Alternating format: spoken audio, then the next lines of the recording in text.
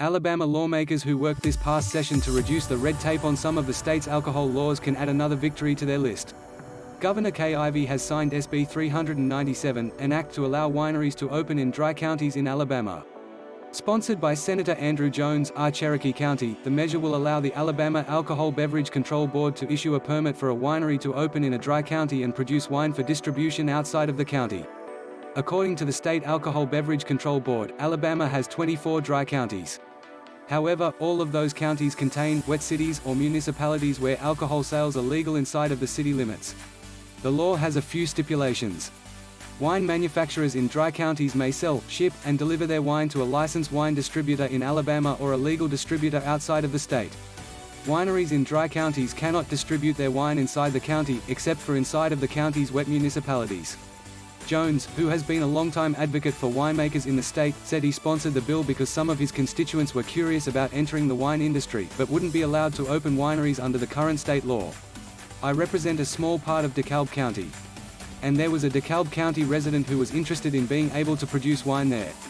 DeKalb is a dry county, but it has several wet cities in the dry county, said Jones. But if you don't live in those cities and you live in the dry county in the unincorporated area, then you're not allowed to manufacture wine under current law. Jones likens the new law to the Jack Daniel's distillery in Lynchburg, Tennessee, which is located in a dry county.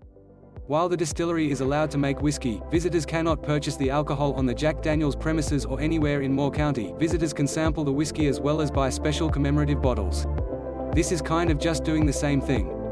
You know, respecting the dry county, the will of the voters not to have alcohol sales in the county, but still allowing something to manufacture and produce, said Jones.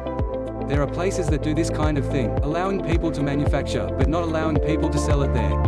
So, they would have to sell it to a distributor, and the distributor would be able to sell to the wet markets where it is allowed. A longtime advocate for the wineries in the state, the passage of SB 397 marks the third wine law victory for Jones this year.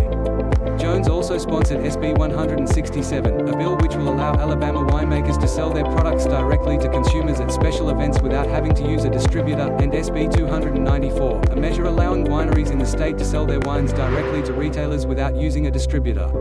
Governor Ivey has signed both of those bills into law.